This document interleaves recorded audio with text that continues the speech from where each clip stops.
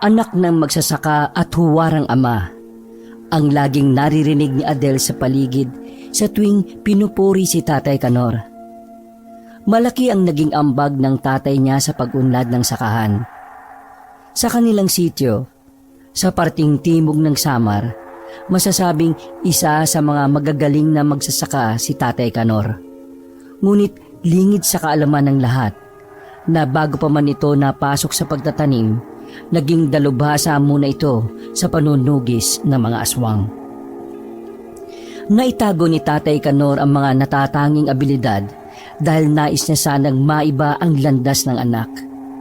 Pinili niya itong ilayo at itago sa pamilya ni Nanay Murit, ang ina ni Adele. Ngunit hindi ito kilala ng binata. Masasabing napagkasunduan ng dalawa na ilayo si Adele at piliing mamuhay na malayo sa pamilya ng ina. Kung ano man ang dahilan, tanging si Nanay Murit at Tatay Kanor lang ang nakakaalam. Sa kabilang banda, ni hindi naghanap ng kung sinong ina si Adele. Tanging si Tatay Kanor lang ang kasama niya, ngunit naging kontento na ang bata. Ayon kasi sa kanya, sapat ang pagmamahal na ibinibigay ng tatay para mapunan ang kawalan ng presensya ng isang ina. Habang lumalaki ang bata, pinili ng sanayin ni Tatay Kanor ang anak na matuto sa physical combating, lalo na kung paano ang tamang depensa sa pakikipaglaban. Ayon kasi kay Tatay Kanor, talamak ang mananalakay ng mga hindi matukoy na masasamang loob. Pakiwari ni Tatay Kanor, kahit anong iwas niya sa gampanin, pilit naman itong lumalapit kahit saan man siya magpunta. Sa edad na 20, ipinasok ni Tatay Kanor ang anak sa grupo ng mga kapgu. Ayon pa sa tatay, kinailangan niyang sanayin ng anak hindi lamang sa physical na antas, ngunit maging sa pagdisiplina nito sa sarili. Ganun pa man, ninais niya ding masukat ang lakas at kakayanan ni Adele. Tay, bakit niyo po ako pinasok doon? Hindi na lang po sa pagtatanim. Abay, halos bugbugin na po kami nung leader na parang hoodlum yung itsura eh. Kung sa pagsasaka na lang sana, mas mainam pa. Siya nga po pala. Sana man lang no, pagkatapos ng pagsasanay makapasyal man lang tayo kina Tio Lando. Gusto ko lang po sana makalanghap ng sariwang hangin eh. Sa nangyayari po araw-araw sa pagsasanay, parang gusto ko na lang po lumubog sa napakalinaw na tubig dagat. Pampakalma lang po. Saka matagal-tagal na ding hindi tayo nakakadalaw kina Tio eh. Ilang taon na din po yun. Huwag kang magtanong anak. Ang pagsasaka ay madali lamang matutunan. Saka pwede yan maisabay habang hinahasa mo ang sarili mo sa pagsasanay. Hindi para maging siga o mambugbog ng kung sinong tao. Tandaan mo ito anak. Ano man ang ginagawa mo sa ngayon, ito'y paghahanda lamang sa hinaharap. Hindi natin hawak ang nangyayari sa paligid. Iba na din kung tayo ay handa, di ba? Ngayon, tungkol sa bakasyon, kina Tio Lando mo. Medyo malayo kasi ang kapis anak eh. Pero sige, tapusin mo ang pagsasanay at kung sakaling makita kong maganda ang naging resulta, sige, magbakasyon tayo. Dadali kita doon. Sigurado kung masusubok din natin kung may natutunan ka ba sa mga pinaggagawa mo. Ilang taon ka pa nung huli natin punta doon eh. Pero ngayon sigurado kong masusubukan natin kung kaya mo na ba talaga. Siyempre naman tay, mana kaya ako sa inyo. Kaso, hindi ko po maiyabang lalo pat wala pa naman po ako napapatunayan eh. Pero, hayaan mo tay, sisikapin ko pong mahasa ng gusto sa pagsasanay. At alam kong balang araw may pagmamalaki niyo din po ako, ang anak niyong kapgu. Natawa si Adele sa naging tugon ni Tatay Kanor. Pakiramdam niya kay bilis ng araw, lalo pa noong maglatag ng talaan ng pagtatapos ng kanilang leader. Hindi man nakakuha ng pinakamataas na marka, ang mahalaga ay naipasa ng binata ang kailangan upang matanggap bilang kaisa sa hanay ng mga kapgo. Tinupad ni Tatay Kanor ang naging pangako sa anak. Mula Samar ay bumiyahe sila papuntang Capiz. Medyo may kalayuan, pero para sa kasiyahan ng nag-iisang anak, lahat ibinibigay ni Tatay Kanor sa abot ng kanyang makakaya. Samantala, hindi maiwasan ni Tatay Kanor ang mabahala. Lalo na kasunod ng pupuntahang lugar ay sityo kung saan nakatira ang ina ni Adel. Wala na din siyang naging balita kung ano ang nangyari kay Nanay Morit. Pero nakakaramdam siya ng galit sa tuwing maaalala niya ang kahapon. Dahil kabisado naman niya ang lugar, kung kaya't hindi sila nagpasundo. Ayon pa kay Adel, gusto niya ding isurpresa ang kanyang tiyo Lando. Gusto niya ding sanang ipagyabang ang mga gamit na ayon sa kanya, bigay pa ni Tatay Kanor panlaban sa masasamang loob, ngunit sa hindi inaasahang pagkakataon, gulo ang sumalubong sa kanila.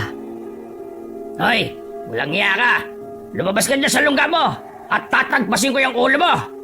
Ako hindi masamang tao at wala naman akong atraso sa inyo. Bakit mo pinatay ang mga alaga kong kalabaw? Bakit? Ha? Sige, ngayon mo ipakita tapang mo! Aba, para ka sira ulo Kailan ko ba ginawa ang pagpatay ng hayop na hindi sa akin? Saka, kalma ka lang at masakit pa ang ulo ko. Abi kagigising ko lang, baka hindi ako makapagtansya samain ka, matanda ka. Ako nga halos maubos ng nakatali kong mga manok nagreklamo ba ako? Tinuro ba kita? Huwag ka na magmangmaangang panghayop ka. May nakapagsabi sa akin na ikaw at ang kasama mong lasinggero ang dumaan sa bakuran namin kagabi. Malay ko ba kung may lahi kang aswang? Kita mo nga yung mga mata mo, kepo pula. Biglang napatigil ang dalawa na may biglang pumaradang tricycle. Sakay nito si Adel at si Tatay Kanor. Galing pa ng Samar. Ayon pa kay Tatay Kanor, nais lamang nilang mag-ama na magbakasyon para sana makapagpahinga sa kung anong gulo. Dagdag pa niya, nagmula pa sila sa kabilang ibayo kung saan nagsagawa ng ilang buwang pagsasanay si Adel. Napili sana nila ang lugar ng tiyuhin dahil sa pagkakaalam nila, maganda at maayos ang baryo. Dagdag pa ni Tatay Kanor, gusto lang sana ng anak na mapuntahan ang sinasabi nilang isla ng Bora Bora na malapit lang din sa lugar. Ngunit hindi maganda ang tiyempo ng pagdating na mag-ama dun sa lugar na yon. Pagbaba pa lamang kasi ng sinakyang tricycle, bumungad kagad sa harapan nila ang matandang may bitbit na talibong. Biglang natakot ang binata dahil ayon sa kanya, kay talim ng hawak na matanda. Eto, babala ko ito sa iyo, lalaking hukluban. Oras na mapatunayan kong ikaw at ang kasama mong lasinggero ang pumatay ng alaga kong kalabaw. Itaga mo dyan sa mata mong may muta pa. Titigbasin ko yung ulo mo. Narinig mo? Kahit ilang ulo pa ang meron ka. Naku, nakakatakot naman tong kaaway mo, Tiyo. Magunos dili ka po, Lolo. Hindi naman po yan mamamatay hayop yung tiyuhin ko At lalong hindi po hinukluban. Aba, wala kaming lahing demonyo pero kung hinihiling mo, abay, ora mismo. Tapusin na lang natin ito ngayon din. Nagulat ang matanda nang binunot ni Adel ang isang mahabang kahoy na gawa sa ratan. Halos isang dipa lang ang haba nito. Sa unang tingin, hindi mo akalaing isang hampas lang ng gamit na hawak ng binata, makikita agad ang demonyong hinahanap ng nag-aamok. Nilabas na din ng binata ang pares ng tsako. Napatitig naman ang matanda at sinuri ang tindig ng kaharap. Sa aura ni Adel, animoy kayang-kaya nitong pumatay ng tao. Agad namang huminahon si Mang Adorado. Batid nitong isang maling hakbang lang niya ay mapapasama siya. Dagdagan pa ng mukha ni Adel na kay tapang. Handaan nyo! Pati ikaw, batang anak ng hudlom. Hindi pa ako tapos sa inyo. Mga anak kayo ng Diablo! Kung ayaw mong magtawag pa ako ng tanod, umalis ka na. Sira ulo ka. Dinamay mo pa ako sa konsumisyon mo. Nakakawalang respeto ang mga kagaya mo, tanda. Sa susunod, kung may problema ka, huwag mo idaan sa init ang ulo mo. At pwede naman akong makausap ng matino eh. Ay nako, pati tuloy mga kapitbahay nabubulahaw sa iyo kay aga-aga. Kayong dalawa naman, pumasok na. Huwag na niyong patulan yung matandang ulyanin. Magaya lang tayo sa kanya. Tago mo na yung sandata mo, baka saan pa mapunta. Lolo, hindi kami masamang tao ha. Lalong hindi po kami pumapatol sa mga kagaya mo. Ang kaso, pag hinihingi talaga ng pagkakataon, alangan namang paagrabyado lang kami sa'yo. Ano man po ang problema, may lugar yan para mapag-usapan ng tama. Huwag niyo po idaan sa init ng ulo. O sige na po, umuwi na po kayo at kailangan na po namin magpahinga. Biglang nakaramdam ng pagkahiya ang matanda, kung kaya't umalis na lang ito nang walang pasabi. Samantalang inakay naman ng tiyuhin si Tatay Kanor at Adel papasok ng bahay. Pagod na pagod ang dalawa sa biyahe, lalo pat malayong lungsod ang pinanggalingan nila. Kabisado ni Tatay Kanor ang lugar dahil minsan na din niyang naging tirahan ang bahay ng kapatid. Kung kaya't naging madali na din sa kanila ang mahanap ito. Kahit dekada na ang nakalipas, animoy wala pa ring pinagbago ang lugar maliban sa mga iilang bahay na naitayo malapit sa tahanan ng tiyuhin. Nangingi naman ng pasensya sa nangyari si Tio Lando. Ayon dito, naiintindihan niya kung saan nanggagaling ang galit na matanda. Iilan na din kasi ang kabaryo nila ang nawalan ng alagang hayop dahil sa hindi malamang dahilan. Isang tanod si Tio Lando kung kaya't lagi itong umiikot sa lugar lalo na paggabi. Madalas na pag-iinitan ng bagong kabaryo dahil ayon sa kanya, lagi itong nakikita sa lugar kung saan nangyayari ang patayan.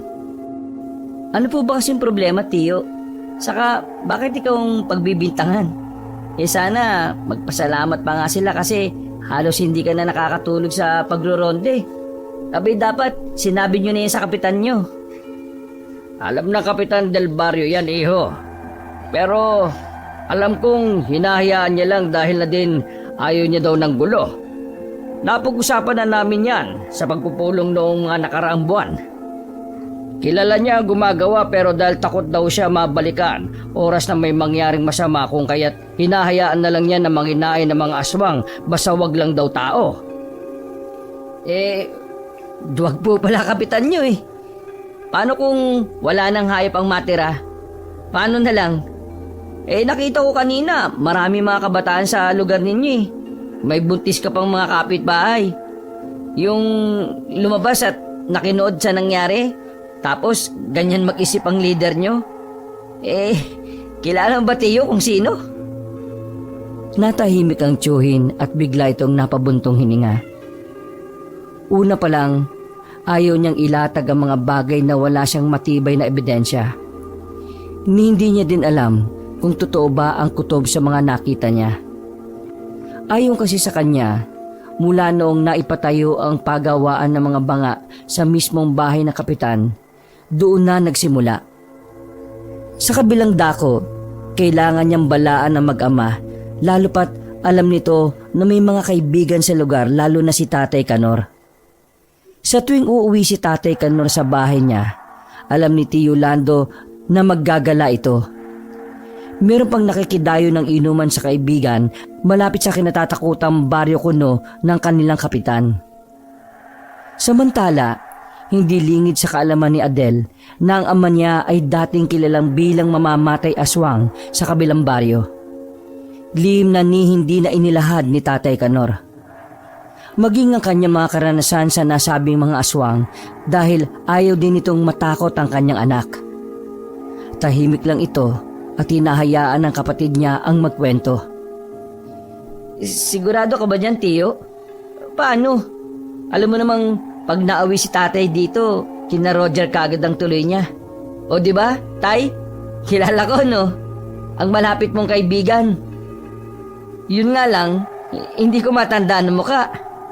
Nako, tatahimik lang tong ama ko pero Alam ko na may alam ka sa mga nangyayari. Alam mo, Tiyo, halos magkapatid nga daw ang turingan nila noon eh. Pero bakit sa kwento mo po ngayon, kailangan ko ng matakot? Kinatatakot ang baryo? Paano? Hindi pa matibay ang mga naipon kong ebidensya, iho.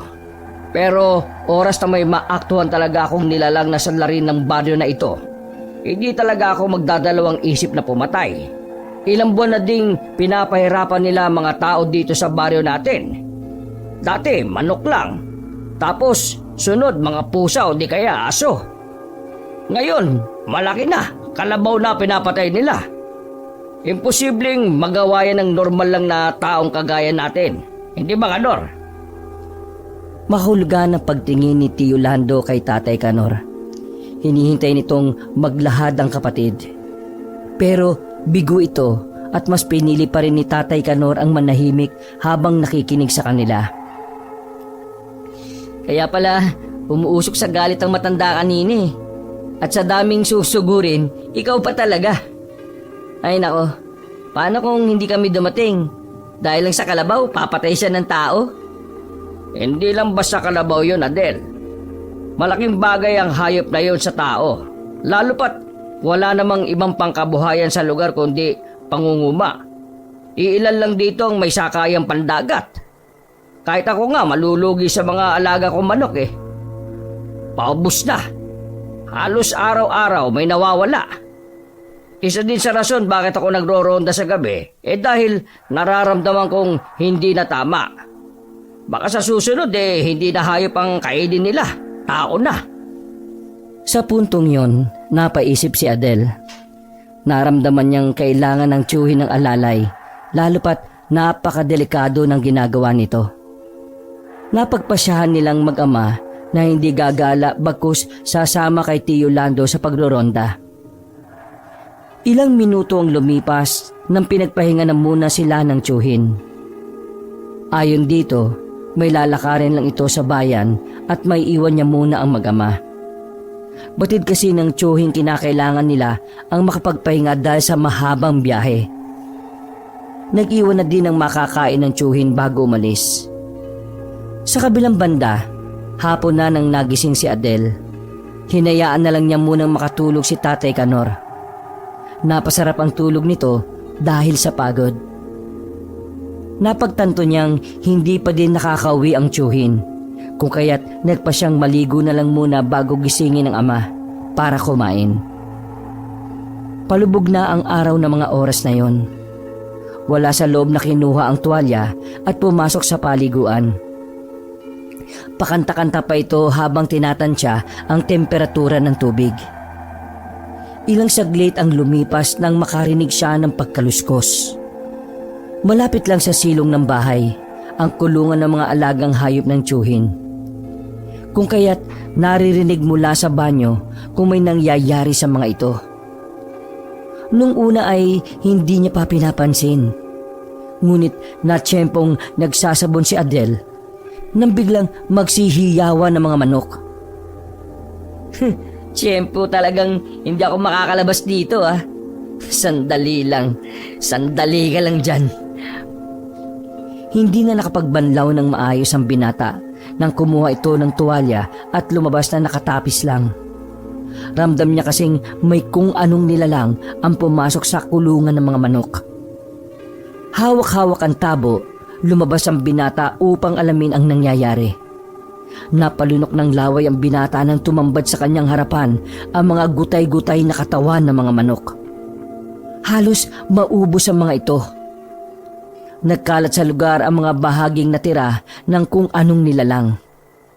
Napahawak sa ulo si Adel dahil hindi makapaniwalang totoo ang mga sinasabi ng kanyang tiyuhin. Nilingalinga ang paligid. Baka sakaling makita niya kung sino ang salarin. Ngunit bigo ang binata. Kay bilis ng mga pangyayari at hindi niya man lang naabutan ang nilalang. Kung sino ka man, alam kong hindi ka pa nakakalayo sa lugar na ito. Oras na mahuli kita, babalatan kita kagaya ng ginawa mo sa mga Ha? Natigil sa pagsasalita ang binata nang may biglang bumato sa kanya. tumambad sa harapan niya ang ulo ng manok. Parang sinipsip pa ito dahil tuyo at animoy wala ng dugo. Akmang kinuha ni Adele ang itak nang bigla na lang may tumawag. Adel, nasaan ka? Parang may inaaway ka dyan ah. Napalingon ng binata sa kinaroroonan ng boses. Ang tiyuhin niya ito at may dalang supot na may lamang bawang at asin. Lumapit ito sa kinaroroonan niya at napahawak din ito sa dibdib. Wari tumaas ang dugo nito noong makitang halos maubos na ang mga alagang manok. Mga hayop! Nakita mo ba kung sinong lumaban nito? Padilim na kaya malakas ang loob nila. At lalong alam nilang walang gagalaw sa lugar dahil parang hawak nila sa leeg ang kapitan. Kung hihintayin nating makapaminsala pa sila ng tao, pues nagkakamali sila. Maghahanda tayo. At siya nga pala, bakit ganyan ang ayos mo? May mga sabong ka pa. Sige na, magbanlaw ka na doon at magbihis na. Ako na magliligpit nito. Nasaan ang tatay kanor mo? Pasensya ka na, tiyo. Hindi ko nakita kung sino ang may gawa eh. Kasi maliligo lang sana ako pero kaya bilis ng pangyayari. At sa isang iglap, halos maubos niya yung lahat ng alaga mo. Kaya hindi na nakapagtataka kung ultimo kalabaw nakakain na nila. Gutom na gutom ang halimaw na ito, tiyo. Si tatay, ayun, nasa loob, tulog pa. Napailing na lamang si Tio Lando. Kumuha na lamang ito ng panghukay ng lupa para mailibing na maayos ang mga natitirang bahagi ng mga alaga. Habang naglilinis, nakaisip ng paraan ng matanda kung paano mahuhuli ang nasabing nilalang. Bago maghating gabi, naganda ang tatlo sa gagawin. Roronda sila kahit pa walang kasama. Ayon kay Adele, masusubukan niya din kung may natutunan ba siya sa ilang buwang pagsasanay. Kung sakaling magkaroon sila ng inkwentro, hawak niya ang tsako at ang kahoy na gawa sa ratan. Binalot niya ito ng pulang tela bago isinukbit sa tagiliran. Samantalang si Tio Lando ay nagbalot ng asin. Hinaluan niya ng giniling na bawang. Ayon kay Tatay Kanor, mainam yung pangontra sa mga aswang. Naglatag din si Tio Lando ng gagawin kung sakaling may makita sila. Oras na lumapit sila, isang wisik lang nitong asin, malalaman kagad natin kung tao. Saka iho, kapag nakainkwentro ka ng aswang, huwag kang papalo sa unahan, laging sa likod ang unahin mo ha. Madalas sa mga ganitong uri ng aswang gumagamit ng anino. Kita mo, maging sa araw nakakaya nilang malalakay. Ang anino na yan, pag nakasalubong natin, hindi yan sa unahan, kundi nasa likod. At dapat tamaan sa mahinang bahagi ng katawan nila. Yung hindi abot ng dila, o kaya pugutan na lang ng ulo. Pugutan na lang ng ulo? Paano mo naman sila pupugutan? Alam mo namang hindi tinatabla ng mga yun ang kahit na anong itak. Maliban na lang sa may mga orasyon. Magpasa hanggang ngayon pala parang sila pa rin ang grupo na ito ah. Sa bagay, ilang taon din akong hindi nakapasyal dito. Pero sige, tignan natin kung hanggang saan ang kaya nila. Tiyo, tama kaya itong gagawin natin? Hindi tayo hihingi ng tulong? Paano na lang kung hindi natin kayanin? Saka, dila? Anong connection nun, Tio Lando? Si tatay, parang may alam Kilala mo ba kung sino tay? Tsak, napaka-brutal kung puputulan natin ang ulo. Diyos ko, buong buhay ko, nilangaw hindi ko magawang durugin o patayin Madaling napapagaling ng mga aswang ang kanilang mga sugat sa pamamagitan ng kanilang laway. Kaya dapat matamaan natin siya sa likod o kaya tama ang Tatay Kanor mo. Putulin natin ang ulo gamit ang itak na binalot ng orasyon. Alam kong meron ka nun, Kanor. Tiyo, nakapugot ka naman ng ulo? Natakot ako bigla sa sinabi niyo po Abay, hindi ko akalain na aabot tayo sa ganito. Saka parang may punto din ang kapitan niyo para walang gulo, hayaan na lang natin sila. Etong tatay ko parang kahit tapang. Tatahimik-tahimik lang yan. Saka, meron pong anong meron kay tatay? Napatingin ang tiyuhin kay Adele. Tiningnan niya ito sa mata kung ito ba'y nagbibiro lamang o seryoso sa sinasabi. Akmang tatawa sana ang binata nang bigla siyang siniko ng tatay Kanor niya. Napansin kasi nitong animoy nagbibiro sa bawat kataga. O sige na, huwag ka na lang sumama. Panira ka sa diskarte natin pag ganyan ang pag-iisip mo. Kami na lang ng tatay mo magro-ronda, total. Sanay naman kami sa pagbabantay at paglilibot sa gabi. Pero biro lang naman ho yun eh. Napakaseryoso niyo po kasi tiyo eh. Kaya hindi ko kayo makapag-asawa eh. Masyado kayong... Ha? Hindi na natuloy ng binata ang pagsasalita nang bigla silang nakarinig ng pag-alulong ng aso. Kinilabutan si Adele nang maisip kung ano ang magiging resulta ng pinaghahandaan nila. Naunang lumabas ang tiyuhin at si Tatay Kanor habang si Adele ay kumukuha pa ng sombrero. Paglabas niya, nakita niyang nakaluhod sa buhangin si Tio Lando at animoy may binibigkas ito na hindi niya naiintindihan. May hawak din itong itak at itinarak pa sa lupa. Habang si Tatay Kanor naman ay animoy wala lang. Niwala nga din itong dalang kung ano. Bigla namang napalingon ng binata sa kalapit na bahay nila. Nakarinig kasi siya ng mahinang paglangit-ngit ng bubong. Akmang titingala siya nang bigla niyang makita ang isang figurang gumagapang. Gamit ito ay ang mga kamay.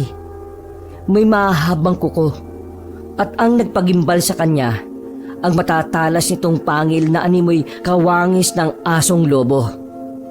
Nakikita niya dahil maliwanag ang sinag ng mga kerosin na ginagawang pang ilaw ng kapitbahay nilang buntis.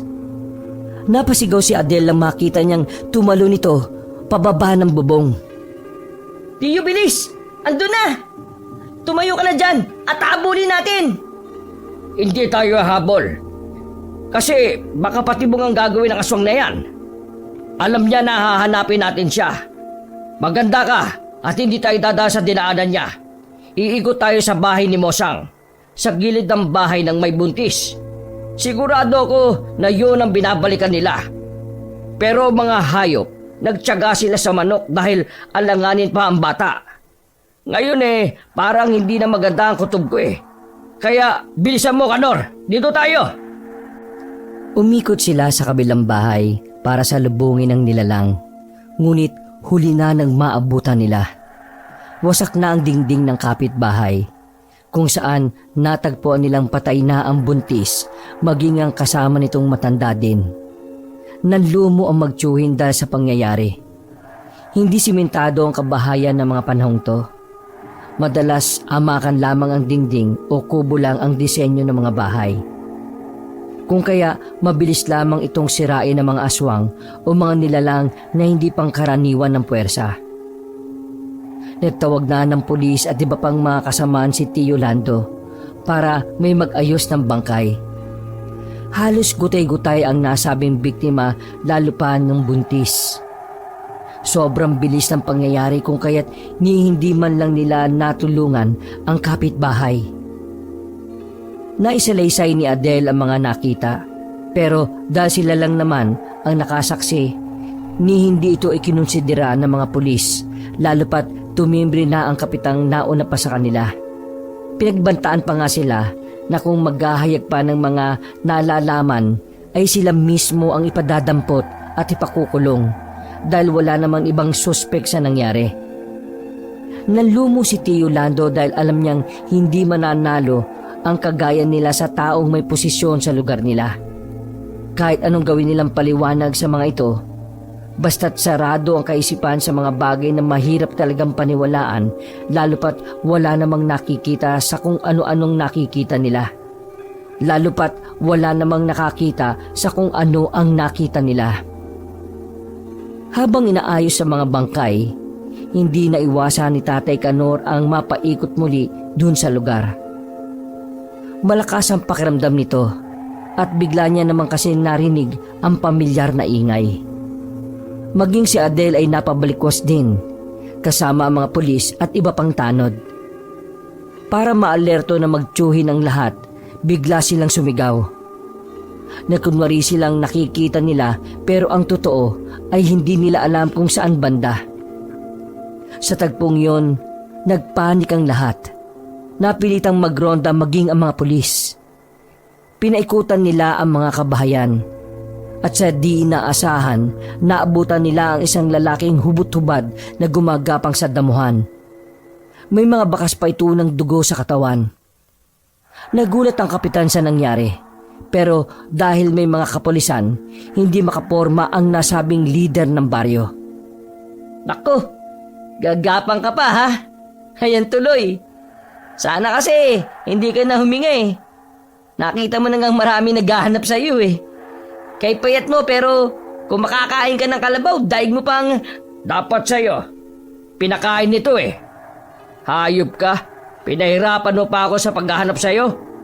Ala ito, ubusin mo! Hindi na naawat si Tio Lando nang ipinakain niya sa nilalang ang daladalang supot na may asin at bawang. Halos magwala naman sa hapdi ang lalaki. Hindi ito makaganti dahil nakatali na. Nakatingin lang ito sa magtsuhin habang umaangil. Inawat na din ng mga pulis ang dalawa dahil ayon sa mga ito, kinailangan pa ding imbestigahan kung ano nga ba ang nangyari. Napailing na lang ang dalawa dahil wala naman sa loob ng mga pulis kung anong klaseng nilalang ang nadampot nila. Kinabukasan, pinatawag ng kapitan ng tatlo. Halos duruin sila dahil sa ginawa doon sa taong pinakain nila ng asin. Sa kasamaang palad kasi, namatay ang tao sa mismong kulungan nito dahil sa pagkalapnos ng muka. Ayon sa kapitan, mag-aakyat ito ng kaso laban sa kanila. Sa kabilang banda, alam nilang hindi magagawa ng kapitan na kasuhan sila dala ng alam naman nito kung ano ang nangyari.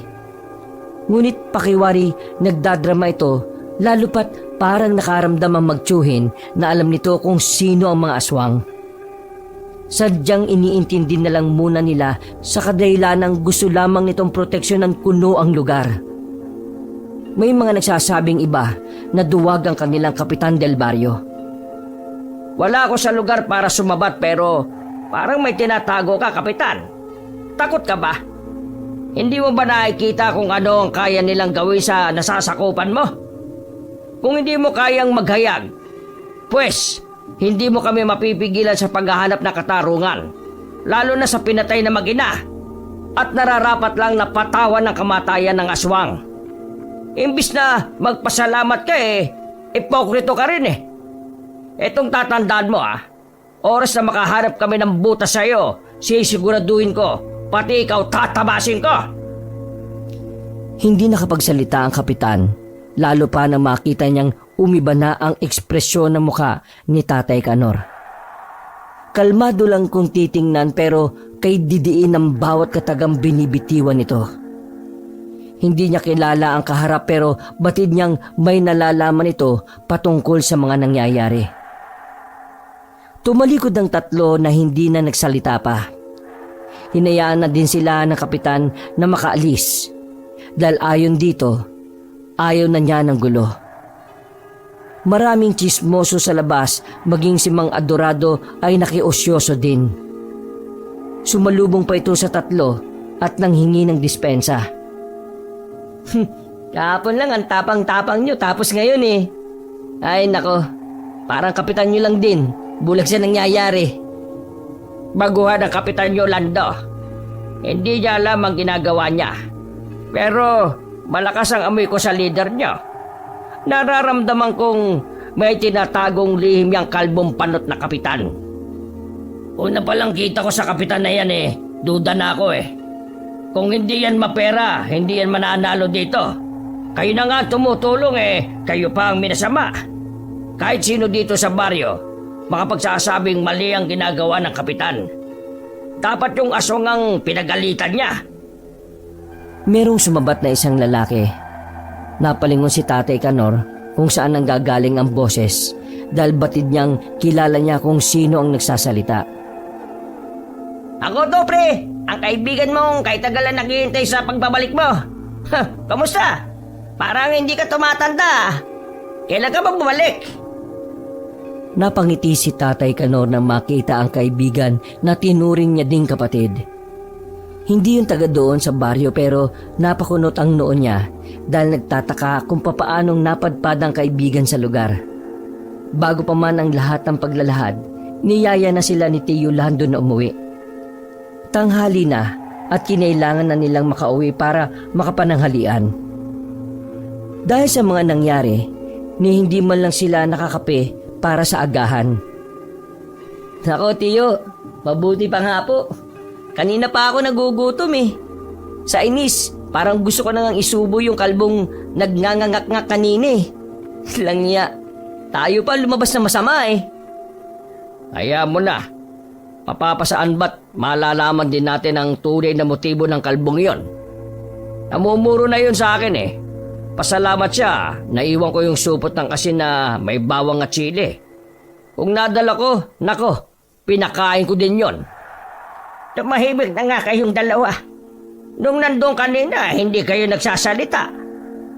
Ay siya nga pala pre. Parang naamoy mo kung saan ako ah. Ilang taon ding hindi ako nakapasyal sa inyo. Saka paano mo nalamang nandito kami? Habang naglalakad, panay ang lingon ni Roger. Animoy may sinisipat ito sa paligid. Ni hindi niya narinig ang mga sinabi ni Tatay Kanor. Napakunot naman ang noo ng kaibigan at bigla siyang hinawakan ni Tatay Kanor sa braso. Ayos ka lang ba? May problema ba pre? Dalihan natin. Doon na tayo mag-usap sa bahay ng kapatid mo. Nakasunod sila sa akin. Mahirap na baka marinig nila yung mga sasabihin ko. Maging si Adele ay napalinga din. Tanghaling tapat at mainit. Wala naman itong nakitang kung ano o sinong sumusunod sa kanila. Wala nga katao-tao sa lugar maliban sa kanilang apat. Ilang minuto lang ang nakalipas nang makapasok sila sa bakuran ni Tio Lando. Ay bigla na lang napabuntong hininga si Roger. Animoy nabunutan ng tinik sa kilos nito. Pre, ayos ka lang. O gutom ka din? Lando, magkape na muna tayo. Parang hindi talaga ako sanay na kumakain ng hindi man lang nakakahigop ng mainit na kape. Itong si tatay oh. Kaya nga po nagkaka-ulcer kasi walang laman ng tiyan nyo tapos magkakape kayo. O siya, umupo na kayo dyan at ako nang kikilos. Ganyan talaga pag tumatanda na, Adel. Pero sa totoo lang, natutuwa ako na makita ko ang tatay mo. Alam kong hindi ka maniniwala pero si Kanor ang kinatatakutang manunugis ng aswang sa lugar namin. Napahinto si Adele sa ginagawa. Napatayo ito sa harapan habang tinitingnan si Tatay Kanor. Ayon sa utak niya, paano naging kilala ang tatay sa kabilang sitio samantalang sa pagkakaalam niya, hindi sila taga doon. Dayo lang at nagbabakasyon. Ano po? Manunugis? Ang tatay ko? Dito? Paano ka tayo nakaabot dun? Saka, parang wala ka naman yatang sinasabi sa akin ah. Wala ka pa noon anak. Hindi ko pa nakikilala noon ang nanay mo. Saka, matagal na panahon nang kinalimutan ko ang gampanin kasi gusto ko sanang magbagong buhay. Ang kaso, napagpasyahan namin ang nanay mo na ilayo ka para may ayos ko yung buhay mo. Inilayo kita sa lugar na posibleng magdulot ng masalimuot na buhay. Pero wala pa rin namang nagbabago. Ganon pa rin ang nangyayari at maging gawain ko sa lugar na pinili ko sanang mamuhay ng tahimik eh. Hindi ko naman nakuha ang katahimikan na hinahanap ko. Ay nako, kahit sa akin Adel, hindi yan nagbubukas ang tatay mo. Kung alam ko lang na... Alam mo yan, kaso hindi ka bilib sa kapatid mo. Di ba naalala mo? Ayaw mo nga siyang makapunta o makapasyal man lang sa aming mga kaibigan niya. Pero alam ko din na kilala mo ang pangalan pero hindi sa muka.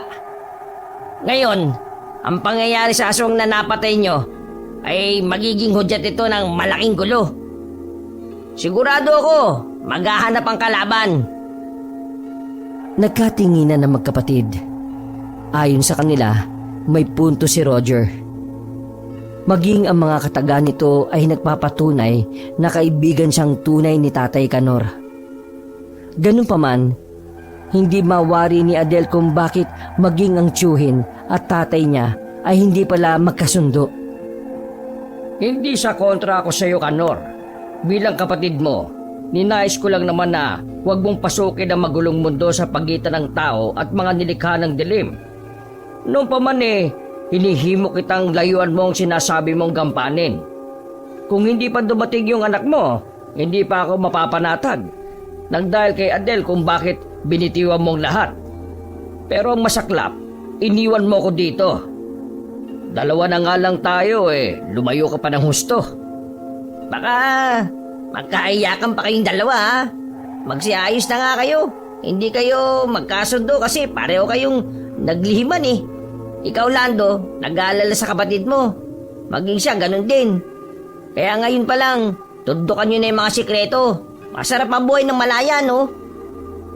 Napangiti si Adel. Nakikita niya kasing hindi bagay sa mga kaharap niya ang mag-iyakan. Lalo pat matipuno ang mga katawan. Imbis na maglatag ng sama ng loob dahil sa tinatagong sikreto ng ama, mas pinili ni Adel ang magbiro. Ang totoo, hindi talaga bagay sa mga lalaki ang iyakin eh. Nakakapangit, no? Lalo ka na, Tio Lando. Magkape na nga lang kayo. Sa Roger, siguro naman buhay pa ang nanay ko, no? Buhay pa. Pero baka hindi din gustuhin ng nanay mo na makita tayo, lalo na ako. Una sa lahat nakilala ko yung nanay mo sa inuman. Ang totoo, hindi kami nagsama ng nanay mo ng matagal. Bigla na lang siyang nagpakita at iniwan ka sa akin Hindi ko alam kung bakit. Sabi, ayaw daw ng pamilya niya sa'yo, kaya nilayo kita. Nako, akala ko ba walang iyakan? Ako na kapatid ng tatay mo, hindi ko man lang nakita yung babaeng yun Ganun pa man, bata ka at wala namang kasalanan sa kung ano ang pinaggagawa ng mga magulang mo. Ay nako, tama na nga. Mga ganitong usapan. Ang isipin natin ngayon kung ano-ano ang susunod na gagawin. Kasi sigurado ako na markado tayo sa baryo na to. Lalo na sa kapitan na walang bayag. Naglatag ng mga gagawin si Roger. Ayon sa kanya, alam niya na kung saan naglalagi si Morit at ang asawa nito matapos iwanan ng anak kay Tatay Kanor. Dagdag pa niya, wala naman siyang gusto sa manunugis. Nagkataon lang na may nangyari sa kanila, dala ng kalasingan. Pwede natin siyang puntahan. Malapit lang ang bahay nila dito sa lugar. Ay, siya nga pala. Napadpad ako sa lugar nyo dahil ang napatay ng mga aswang na buntis asawa ng kapatid ko. Kaya ako kanina nasa bahay ng kapitan dahil nakikiusyoso ako sa nangyari. At tiyempo na kayo ang nasa gitna. Adel, anak, baka kung ano pa mangyari kung pupuntahan pa natin yung nanay Morit mo. Hayaan na lang natin siya. At para na din siya ikatatahimik ng pamilya niya. Huwag na tayong makigulo pa. Sa usaping yon, doon palang nakaramdam ng kirot sa dibdib ang binata. Batid niyang mahirap nga para sa kanila ang makaharap pa ang ina kung ito ay meron ng ibang pamilya. Bago lumipas ang tanghali, nagpasya ang mag-ama na pumunta sa bahay ni Roger. Ayon kasi dito, naitabi nito ang mga gamit ni Tatay Kanor. Mga sandatang ginamit ni Tatay Kanor noong manunugis pa ng mga nilalang na anak ng dilim. Nagpaiwan si Tio Lando at Adorado dahil napagpasyahan ng dalawang tumagay. Habang naglalakad, hindi maawari ni Tatay Kanor kung ano ang nangyayari sa kaibigan. Panay kasi ang biglang mapapalingon na animoy nagmamatsyag. May problema ba? Parang hindi ka mapakali Kanina lang, ganyan ka din. Ano, ayos ka lang ba? Naninigurado lang ako, Kanor. Nararamdaman ko lang naman na para bang may sumusunod sa atin eh. Ipanatag mo ang loob mo, Roger. Kasama mo kami ni tatay. Natatakot ka? Kung may masama kang balak, sabihin mo na kagad ha.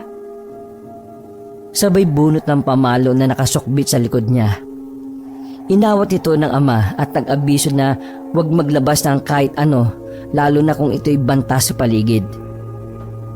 Kahit pakabisado ni Tatay Kanor ang nilalakaran, pero ayon sa kanya, hindi pa rin siya nakakampante, lalo pa hindi niya kabisado ang nakapaligid. Diretso lang ang lakad ng makasalubong nila ang nakababatang kapatid ni Roger. Iika-ika ito na parabang may iniindang karamdaman. Kahit na gano'n ang sitwasyon ng bata, nakangiti ito habang nagbibigay galang sa kanila bilang sila ay mga bisita. Dati, hindi pa ganito ang kabahayan dito, no? Ngayon, parang kay daming mga maliliit na kubot, parang mailap ang mga nakatira. Yung iba, nagbaba pa ng bintana nang makita sila. Para bang nakakita ito ng nakakatakot na anyo na mag-ama. Ganyan talaga ang mga taga dito. Lalo pa ang mga matatandang nakakilala sa tatay mo, Adel. Nung araw kasi, marami sa mga taga dito ang may problema, lalo na sa usaping aswang. At laging tinatawag ang tatay mo. Napahinto sa pagsasalita si Roger nang marating na nila ang tahanan nito. Nasa bungad nito ang mga nakaupong animoy mga bandido, kung saan naihayag ni Roger na nagpupulong kung ano ang gagawin sa nangyari. Ang patungkol sa buntis na nilooban ng aswang. Hindi maiwasan ni Adele na mabahala, lalo pa ang mga nandoon ay purong mga armado. Masasabing hindi ito kabilang sa mga militar o alinmang sangay na tagapamayapa. Kahit papuno ng pagtataka, tahimik lang ito na nakasunod kay Tatay Kanor, na noon ay naguguluhan din sa nakikita. Naniniguro lang sila na may patutungan ang kanilang ipinaglalaban. Nararamdaman ko ang inyong pakiramdam, no? Pero ngayon pa lang, sinasabi ko na sa inyo, hindi sila mga kalaban. Sila ay galing pa sa kabilang bundok. Kanor, bago ka pa dumating, malala ng pamiminsala ng mga nilalang. Hindi lang sa baryo nyo. Umabot na ito maging sa mga karatig sityo. Halos maubos na nga mga hayop pero parang hindi to naririsolba hanggat hindi natin matutukoy kung sino ang salarin. Binigyan sila ng upuan para makipulong na din sa mga nandoon. Nilatag ni Roger na matagal na pala nilang pinaghihinalaan ng kapitan. Ngunit dahil malakas ang naging kapit nito, maging sa pulisya, kung kaya't umabot sa puntong lumala na ang sitwasyon. May mga nakapagsasabi na ang nakikita na nanginginain ng mga hayop ay mga nilalang na mabilis kumilos. Mala aso na parang kawangis ng kambing. Hindi to kalakihan. Lalong hindi siya nagaanyong tao, Kanor. Posibleng mga sigbil ang tinutukoy nyo. Alaga ng aswang. Mahirap nga ito mapatay lalo pa kung hindi natin alam kung saan ang lugar nila. Kung nagkataon, ang napatay nating isang yon nag-aalaga ng sigbin? Yung pinakain po ng asin na may bawang ni Tio Lando? Sigbin? Akala ko dati, biro o kwento lang yung mga sinasabi mga alaga ng aswang Pag nagkataon tayo, laban natin sa ganoong mga nilalang. Kay bilis silang kumilos at isang kisap lang singot ang biktima nila Habang naglalatag sila ng usapin, biglang may lumabas na isang babaeng nakatalukbong ng itim na balabal. May dala itong tray ng inumin at ibinibigay sa mga bandidong naroon. Napahinto yun sa tapat na mag-ama. Wari may nais ipabatid. Maraming salamat po sa inumin. Kape? Tay, ikaw na lang po uminom. Nagkape na din po kasi tayo sa bahay kanini. Baka sumama na po yung tiyan ko. Siya nga po pala. Bakit nakatalokbong po kayo? Nakikita niyo pa ba yung dinaraanan niyo? Hindi sumagot ang babae. Bigla lang itong umalis at pumasok na sa isang kubo. Samantala, tahimik lang si Tatay Kanor habang sinusundan ng tingin ng babae. May kakaiba siyang pakiramdam, lalo pa sa pagkilos at kung papaano ito maglatag ng inumin. Pre, hayaan mo na lang kung anong nasa isip mo. Ay, siya nga pala. Kung bakit ako palinga-linga kanina. Pakiramdam ko mula nung nakita at nakasama ko kayo parang may nakasunod na sa atin Ang kinababahala ko, markado kayo ng nilalang. Kumukuha lang ng tiyempo para tambangan kayo. Kaya kung ako sa inyo, maghahanda ako. Hindi natin alam sa ngayon kung paano tayo makakalaban. Gayong sigbi ng kalaban natin.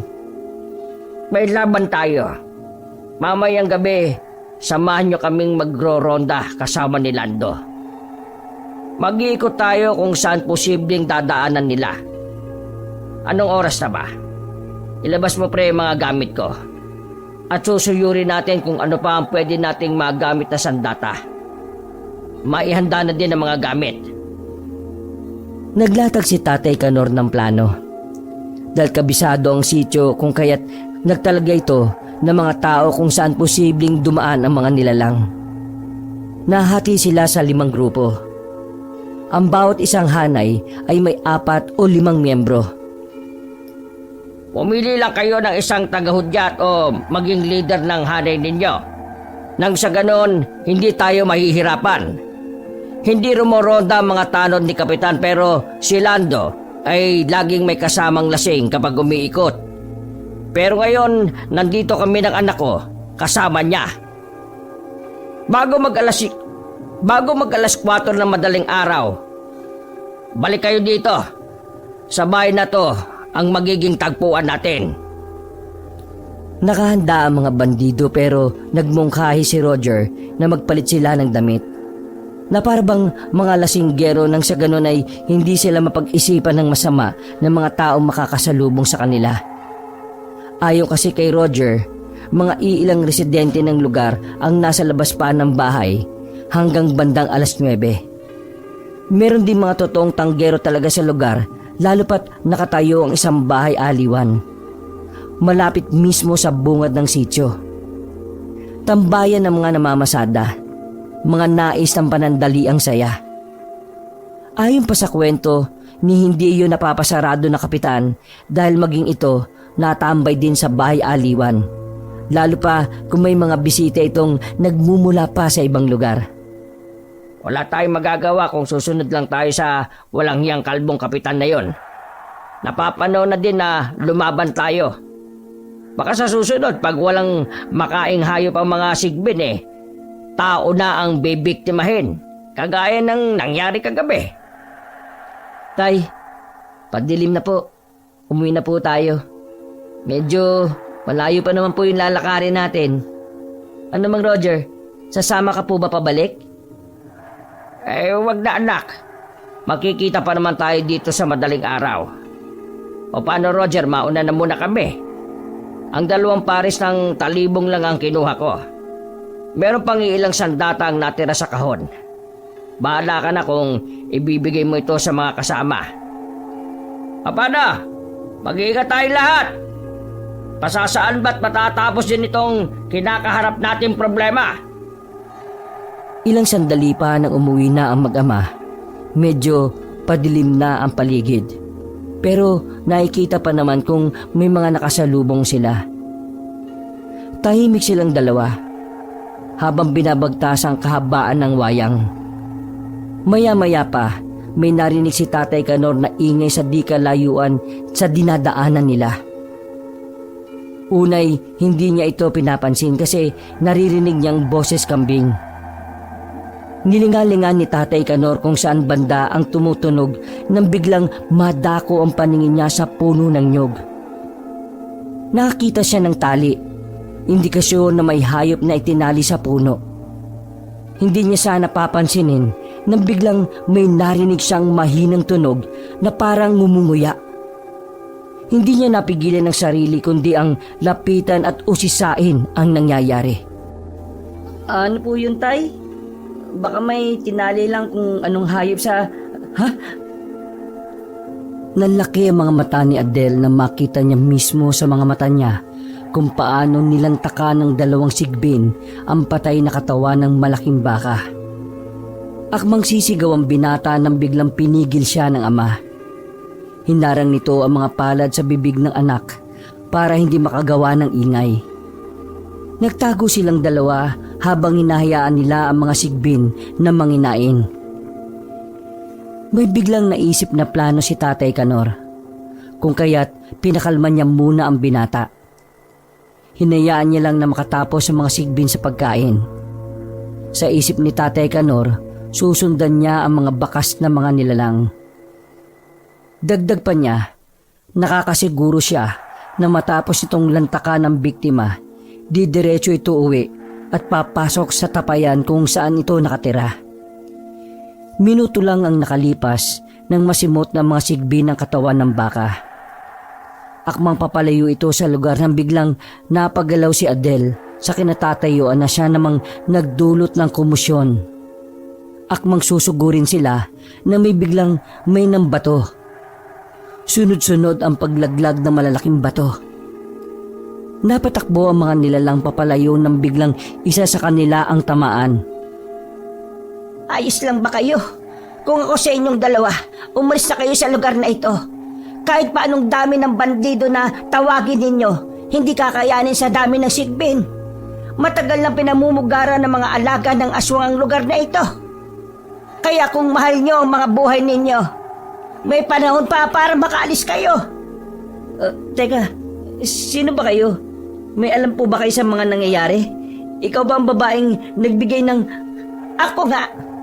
Pauwi na ako nang makita ko kayong dalawa na kaharap ang mga sigbin. Hindi ligtas ang mga kagaya ninyo sa mga nilalang na laging gutom. Hindi nagsalita si Tatay Kanor. Tahimik lang ito habang pinagmamasdan si Nanay Morit. Hindi niya man nakikita ang mukha nito pero alam niyang ito ang ina ni Adele. Hindi ko kayo natatakot? Wala kayong kasama? Taga-saan po kayo? Tay, pwede naman po nating samahan si... sino nga po uli kayo? Hindi na sumagot ang kaharap. Bigla na lang itong tumalikod at lumayo sa kanilang dalawa. Napatingin si Adele sa ama na para bang napapaisip. Tay, may problema po ba? Parang hindi na po kayo nakapagsalita. Tay! Ha? Tara na anak. Kung hindi niya kasi binato ang mga sigbin magiging daan sana yon para matunto natin kung saan sila uuwi. Nasira tuloy yung plano. Pero hindi bale. Tara na at padilim na sa lugar. Baka imbis na sigbin pa lang ang makasalubong natin aswang na. Sumunod na lang ang binata sa tatay niya. Pero hindi niya maiwasan ng malingon sa dinaanan ng babae na nagligtas sa kanila. Sa isip niya, tinulungan sila ng babae pero para sa tatay niya, sinira nito ang plano nila. Napailing na lang ang binata dahil parang nakaramdam siya ng kakaiba, lalo pa nang makausap niya mismo ang babaeng hindi niya kilala. Bago tuloy ang magdilim ang paligid, narating na nila ang bahay ng tiyuhin. Pagpasok pa lang nila sa bakuran, maririnig na ang boses nito na parang galit sa kasama. Humahalakak pa habang pasigaw na nagsasalita. Apa, parang nakakasarapan kayo ng tagay ano nga ulit ang pangalan mo? Si tatay, makakalimutin na. Ikaw ba ang lasing? Si Mang Adorado po ang pangalan niya. Naku, kahapon lang naghahamunan tayo. Ngayon parang close tayo ng tiyuhin ko Hindi po pala kayo nauwi mula kanina. Akala ko nagbibiro si Tiyo na tatagay kayo. Napag-usapan lang namin ang gagawin ngayong gabi. Ito kasi si kumpare minsan daw pala nakapasok sa bahay ni Kapitan. O di ba? Ano nga yung sabi mong negosyo nila? Banga. Nagbebenta ng banga. Kaya pala may mga pumapasok sa sityo natin mga tao na hindi natin kilala. Kasi sabi nito kumpare ko, yung pala daw ang negosyo nila. Nagkatingin na ng mag-ama. Parang napaisip silang dalawa. Umupo si Tatay Kanor sa gilid ng mga adorado habang naglalahad dito ng mga nalalaman patungkol sa lider na kanilang baryo. Ramdam niya ang bawat salita nito. Katumbas ng katotohanang may kinalaman si Kapitan sa pagkakaroon ng mga sigbin sa kanilang lugar. Ang pinagtatakan niya lang kung aswang ba si Kapitan. Inawat ni Tatay Kanor ang dalawa sa pagtatagay. Ayon kasi sa kanya, kinailangan nilang magronda na ayon sa plano kasama ang mga bandido at ng kaibigang si Roger. Sa kanyo na yung ipagpatuloy yung pag-iinom ninyo. Kinailangan nating maglibot ngayong gabi. Lando, ayusin mo na yung sarili mo at sigurado kung hinahanding ka na ng mga... Napatingin si Tatay Kanor sa labas ng pinto. Nakaaninag kasi siya ng figura. Hindi niya alam kung tao o hayop. Nakalimutan kasi nilang isarado ang pintuan bago pumasok. Kung kaya't kitang-kita ang labas dahil maliwanag din ang sinag ng gamit nilang ilaw. Kinurap ni Tatay Kanor ang mata dahil naisip niyang baka namamalikmatan lang siya. Nang biglang tumayo ang isang lalaki sa harap mismo ng pinto nila. Mapupula ang mga mata. Naglalaway at ayon pa kay Tatay Kanor, mahaba ang mga kuko. Dala ng kalasingan, hindi alintana ng dalawa ang nakatayo sa pintuan. Samantalang si Adel at Tatay Kanor ay napahugot ng talibong at bulo na gawa sa ratan. Umatras ang bahagya ang mag-ama habang ang dalawang lasing nagtatawanan pa. May bisita tayo. Makikita kayo din yata. Sige, halika, pasok. Nako, bilisan mo na't mauubos na ito. Nahiya ka pa. Tara, pasok na. Naglalaway siya, pre. Lasing din yata o adik eh. Ang pula ng mata niya eh, oh. Akmang papasok nga ang lalaki nang bigla itong hinampas ni Adel ng hawak niyang bolo. Sa lakas, napasigaw ang dalawang lasing. Sa gulat ay napatalon sa pagkakaupo si Tio Lando. Samantalang kinuha ni Tatay Kanor ang bote ng gin na iniinom ng dalawa at ibinato sa aswang. Tinamaan ito sa noo ngunit parang hindi man lang nakaramdam ng sakit. Umangil pa ito habang sumusugod. Ay, Diyos ko! Aswang ka! Akala ko bisita! Halimaw pala! Nasa na kita! Nasa na! Tumayo ka na po dyan. Paano makikita ang itak eh? Hindi ka man lang lumalabas sa lugar mo. Tumayo ka, tulungan mo kami! Napasigaw si Mang Adorado lalo pa nung biglang lumukso ang aswang at pumatong sa ibabaw na kanilang lamesa. Pumasok ka talaga ha?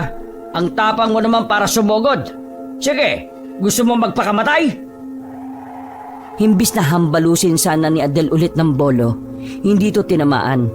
Pero kasabay ng pag-ilag ng aswang sa hampas ni Adel ay siya namang paghudyat kay Tatay Kanor na itakin mismo sa ulo ang aswang. Ni hindi nakaporma ang aswang, gaano man ito kaliksi kumilos.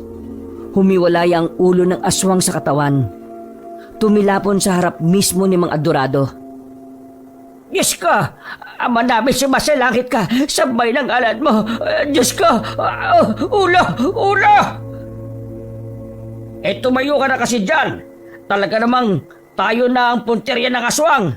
Pero bakit parang paisa-isang atake nila? Dahil kumikilos din ang mga alaga nilang mga sigbin. Nagkataon na isa to siguro tayo sa mga sumusunod sa atin. Pasensya na po't hindi ko nasarado ang pinto. Mas maganda na kasi kailangan nilang malaman na hindi tayo takot. Lando, magronda tayo. Kaya mo pa ba? Mga Dorado, saan mo nakita mga banga ni Kapitan? Kailangan natin mabasag yun kasi yun ang pinapamahayan ng sigbin. At nakakasigurado ko na si Kapitan ang nag-aalaga ng mga halimaw. Kahit pa natatakot si Mang Adorado, ay sumang-ayon ito sa kung ano ang nais ni Tatay Kanor. Kahit pa halos hindi na makalakad ng tuwid ng dalawa, pinili pa rin ng mga itong sumama. Kahit na lasing, naalala pa rin ni Tio Lando ang kahalagahan ng asin na may bawang. Sukbit ang talibong niya, naglagay siya ng supot ng asin sa kada gilid ng pantalon. Itinali niya yon nang sa ganon hindi malaglag anuman ang galaw niya. Nagtali ang mag-ama ng pulang tela sa noo. Indikasyon na tinatanggap nila ang hamon ng mga nilalang. Pinagtulungan nilang apat na mailabas ang katawan ng aswang, ngunit ang putol na ulo binalot nila ng telang itim. Bitbit ito ni Tatay Kanor. Habang nakasukbit sa bewang ang dalawang matatalim na talibong na may kargang orasyon. Bago pa man sila lumakad, napadasal si Tatay Kanor ng tahimik. Maging si Tio Lando, tinarak ulit ang itak sa buhanginan kasabay ng pagluhod na animoy humihingi ito ng proteksyon. Diyos ko, Ama namin, sumalangit ka nawa, sambahin ang ngalan mo, amin ang kaharian mo. Ano nga ulit ang karugtog nun? Diyos ko, patawarin niyo po ako sa mga kasalanan ko. Nangumpisal na si Mang Adorado. Tama po yan. Baka hindi na tayo makawi kaya bigkasin mo po yung mga lahat na kasalanan at ihinging... Shhh! Tumahimik kayo. May mga nakamasid sa atin. Alam kong napapaligiran tayo ng mga sigbin, kaya maging alerto kayo. Subukan nilang sumugod at... Biglang may lumundag na sigbin mismo sa harapan nila. Pero ni hindi nakaramdam si Tatay Kanor ng takot. Bagkus isang taga ng talibong niya tanggal ang ulo ng nilalang. Sa kada daan, may nakabantay na mga sigbin na siya namang pinagtititigpas ni Tatay Kanor ang mga ulo. Samantalang pinag-iipon ni Adel at Mang Adorado ang mga ulo sa kadahilanang ibibigay nila ito sa kapitan. Ang lakad nila ay patungong bahay nito na kung saan nasa sentro ito ng baryo. Halos maligo na sila sa dugo dahil sa mga napapatay na sigbin ni Tatay Kanor. Nagulat sila nang biglang may nagsidatingan ng mga tao. May mga bitbit itong sulo at kagaya nila sa bahay din ng kapitan ang tungo. Ang mga bandido!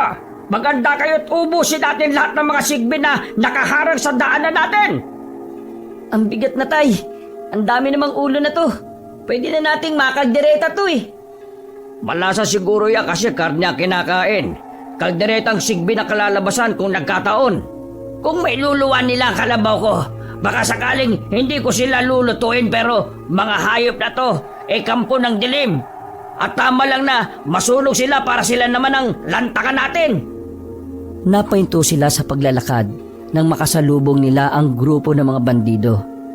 May nakatali pang kagaya din sa napatay nila. Ito ang nagturo ng daan sa mga bandido para matunto ng kinaroroonan ng mga kasama pang aswang at mga sigbin.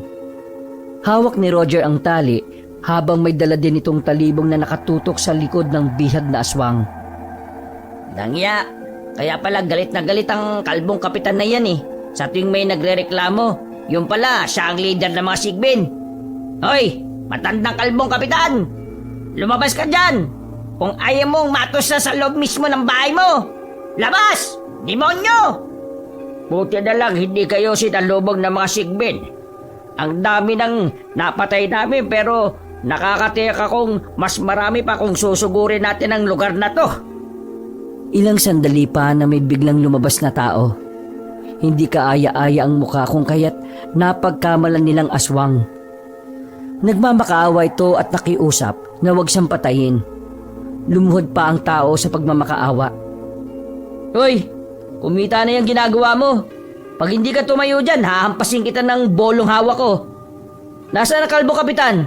Ilabas mo. Dahil kung hindi, ako mismo tatapos sa buhay mo. Nanginginig ang tao na tinuturo ang likod bahay. Napatingin naman ang lahat. Akmang hihilain ni Adele ang lalaki nang biglang sumigaw si Roger. Mga kasama! Tatakas ang demonyo! Ayun! Dumaan sa likod! Bilisan nyo! Halos sabay-sabay na nagsitakbuhan ng mga kasamahang bandido pero hindi si Tatay Kanor.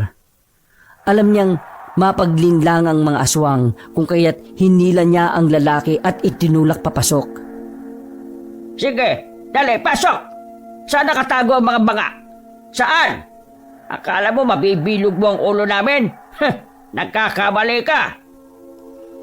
Itinulak niya ito at takmang tatagain dahil ang lalaki ay parang nawawala na sa sarili. Nanginginig pa ang katawan nito habang naglalakad. Maya-maya lang, bigla itong nag-anyong kawangis ng mga taong napatay na ni Tatay Kanor.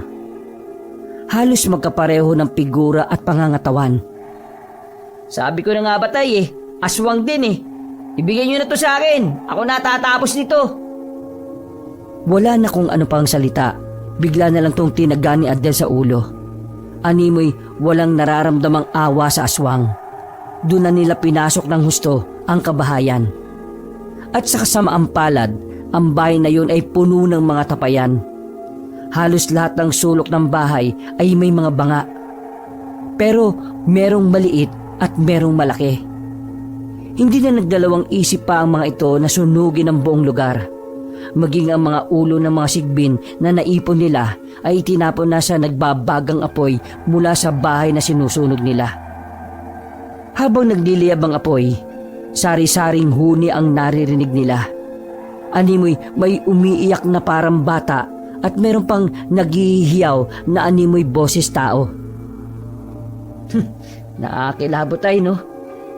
Para lang din naman silang mga kagaya natin Ang kaso, kinailangan na talaga nilang mamatay kasi nakakapinsala na sila Kaawaan naman ng Diyos ang mga kaluluwang kinuha nila Pero sana lang, binalik nila ang kalabaw ko. Ganito na nangyayari Naalala mo pa yung kalabaw mo, pre? Natain na nila yon. Pero kung ano-ano kanilang ginawa, dobleng sakit ang ganti.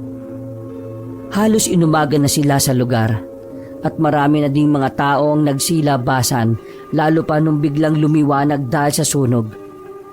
May mga taong napatanong kung ano ang nangyayari pero walang nagpaliwanag sa parte ni na Tatay Kanor at mga bandido. Tanging si Mang Adorado lamang ang nag-ipon ng mga tsismosa para maikalat ang balita. Ayon sa kanya, patay na ang protektor ng aswang at mga sigbin. Ligtas na ang lugar. Kinaumagahan, nagpatawag ang lungsod ng malawakang pagtitipon dahil ayon dito, kinailangang maimbestigahan ang nangyari mismo sa bahay ng kapitan. Pero ni isa sa mga tao ay walang nagsalita. Walang naghayag ng mga nangyari kahit pa ang mga tsismosa. Ayon kasi sa kanila, wala silang nakita, narinig o nasaksihan. Kagaya lang din kung paano sila tinrato ng leader ng baryo. Ganon din ang ibinabalik ng mga tao. Napailing na lang ang mga humawak ng kaso. Niwala silang napala sa kanilang pag-iimbestiga dahil pulbos na ang maabutan nila sa lugar. Lahat ng mga napatay na mga aswang at sigbin ay isa-isa yung sinunog ni na Tatay Kanor kasama ng mga katawan. Kaya ni walang nakuhang ebidensya ang mga pulis. Bandang hapon ay nagpatawag din ng pagtitipon si Tatay Kanor sa lugar ni Roger. Lahat ng bandido ay nandoon, maging sina Tio Lando at Mang Adorado ay sumama. Nagpapasalamat ang mga ito na sa wakas naresolba ang kanilang malaking problema patungkol sa mga nilalang na nalalapa ng mga hayop. Doon ay nakitang muli ni Adel ang babaeng nakatalukbong ng itim na balabal. Kausap ng isa sa mga bandido. Hindi niya maiwasang lapitan nito at nais niya sanang pasalamatan. Hindi ko po kayo napasalamatan nung niligtas niyo kami ni tatay sa... Ha? Nabigla si Adel nang bigla itong nagtanggal ng belo at niyakap siya ng maigpit. Napahagulgol si Nanay Murit na humihingi ng tawad sa anak. Bakit po? Ano po ang nangyayari? Biglang sumabat si Tatay Kanor na nasa likod pala ng binata. Siya ang nanay mo, anak. Si Nanay Morit mo. Patawarin mo sana kami kung mas pinili namin na... Imbis na maghalit, naiyak na lang din ng bata at napayakap sa ina. Una pa lang nakita niya dito ay talagang nakaramdam na siya ng kakaiba. Ngunit nalungkot ang binata nang malamang isa sa mga bandido ang asawa ni Nanay Morit. Ayon pa sa ina, isang malaking pagkakasala ang nangyari sa kanila ni Tatay Kanor. Ganun pa man, pinagpasalamat nito na hindi pinabayaan ni Tatay Kanor si Adel. Mabait ang tatay ko at responsable. Ni hindi na nga po niya nagawang maghanap ng ibang Anak, ayos na. Huwag ka nang magdramat, mapapalayo tayo sa eksena. Alam nating maayos na ang nanay mo at maging tayong dalawa. Sa susunod na balik mo dito may rason na. Hindi lang para magbakasyon o magsanay, kundi dahil dyan sa nanay mo. Laking pasasalamat ni Nanay Morit nang makita niya na maayos at maganda ang pagpapalaki ni Tatay Kanor sa anak. Naging maayos din ang pakikitungo ng asawang bandido, lalo pa nung nalamang isang kapgo si Adel. Kagaya ng mga bandido, hindi sila kasapi ng kung anumang mga grupo na kumukontra sa gobyerno. Sila ay mga taong protektor ng mga naaapi sa likod ng mga nakaunipormeng pulis. Nanatili lang ng ilang araw ang mag-ama at napag-alaman na ding bumalik ng Samar. Pero bago ang lahat, kinuha ni Tio Lando ang mga gamit ni Adel at binasbasan. Ayon sa kanya, mas may puwersa ang gamit kung ito ay kinakargahan ng mga orasyon. Nagpasalamat naman ang bata at nangakong babalik oras na magkaroon ng pagkakataon. Ayon pa kay Adel, yun ang pinakamagandang bakasyon na naranasan niya sa lugar ng Capiz. Wakas,